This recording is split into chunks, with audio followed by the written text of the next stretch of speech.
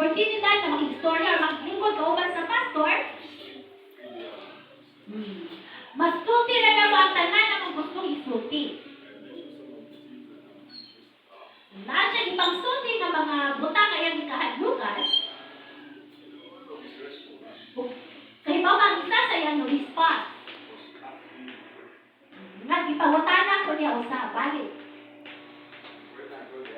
Pagdawat niya sa tuba, nagkatawa na tayo silang duha.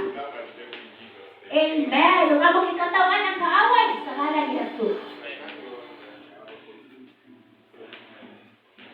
So, ako gipasalamatan ng Ginoo sa oportunidad na iyahag ng ipahinuna ang mga paghitabo sa panahon na nibisita ang atong pastor. Emotional, panguna-huna,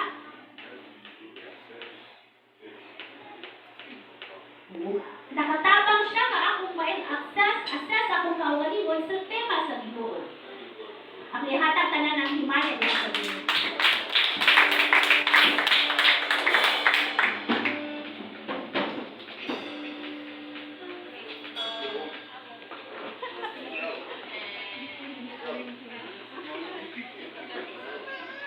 Alam mo tayo, ako nagpasalamat sa Ginoo nga katong aking himana problema sa may kay sa gunahuna ni sa kanang kuan sa SOT nga graduation so adlaw lang learning daan namin na problema na among piti ko ang church ang pagkasabado apagka sa kanang pagka-burning pagkasabado pasalamat sa Ginoo ang kontag na abi na magsulbad na among problema sa piti pero pag-abot na mo nito nga wag ni kanang kuani niya ang last nga ticket buha na lang kunya kay siya mo mi kabuok so wag ni kasakay so nga ako ni pag ako sa Ginoo nga Lord isa na lang chance passenger na among sakyan pero ang chance passenger kasi 750 ang dagko ang adult kunya ang gat may 350 kung man siya pa nang among pretty niya ko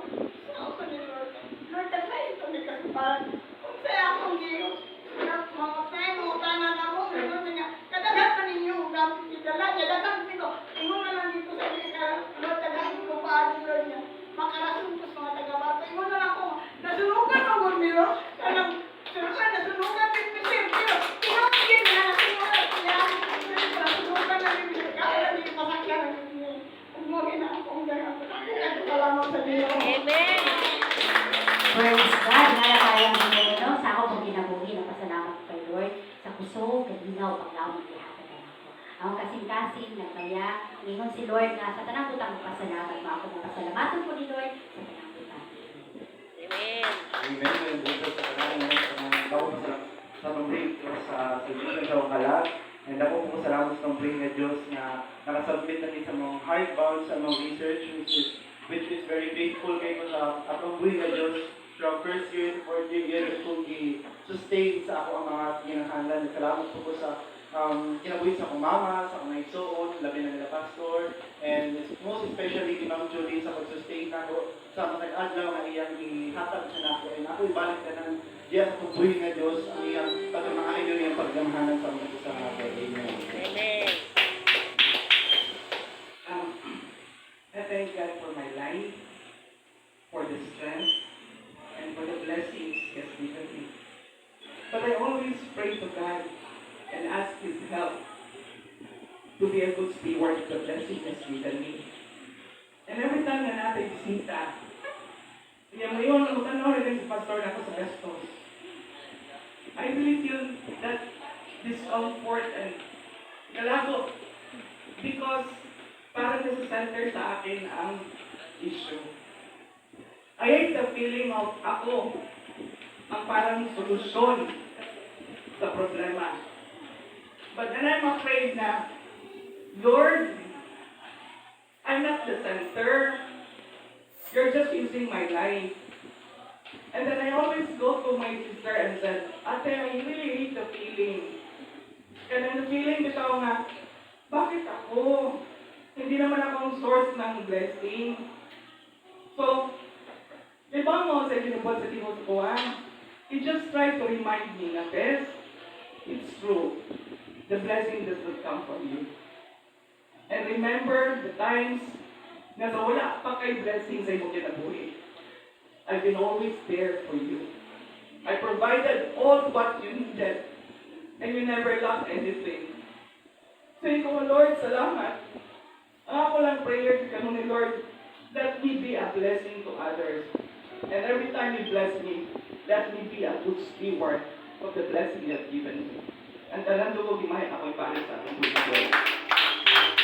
Hello. Magpasalamat sa po sa Ginoo, ako po pasalamat kay iya ko isusten sa akong pag-eskwela nga wala ko'y gasto sa piso. Amen. So sa akong pag-eskwela is 1 year po ko schooling, struggle sa kinabuhi, then sa wala ko kay balo kung unsay paagi sa Ginoo. So di kalit lang muskwela ko. Then wa ko ko'y kwarta. Then, naay ipadala ang Ginoo nga gihika pang iyang kasing-kasing. So, ako sa gisultian, that's my plan, nga I go to school. So, ingon siya, okay, I will provide your studies. So, wala ko ningon nga, gastuhin ko. Pero siya na ni kanang presenter na mo gasto. So, gisugin ko ba na niya? For the 1 year, sa gikan sa tuition, 6 months, then sa ako ang mga uniform tanan mga gamit. Di na problema paghihapon ko. Bisag na nga isagot sa gasto, sa tuition. Ano man, nasa ko dapit na problema sa finances na mo every month. Na parihami estudyante ko, estudyante ang mga anak. Parihami mag-allowance, parihami mukaon. Na, pero mong baboy, mas ako pag gusto mo kay kawa. Pero God, ang Ginoo nagpadala una-usap og laing tawo nga mautabang diri kanako. So 3 months na ko guys kuila, na problema ko ako. Ako imanghod, maoy isawat na ingon na okay, lagun sa musta ka, so nag-eskwela ko. So wala ko. O sige, ako ang saguton ng imuhang expenses sa Yes, amen. So salamat sa Ginoo, nakita nato kung unsay paagi sa Ginoo nga gihatag kay kanato para matagbo ang ato panginahalan. So God is good. At tanang buong gimaya ako ibalik diya.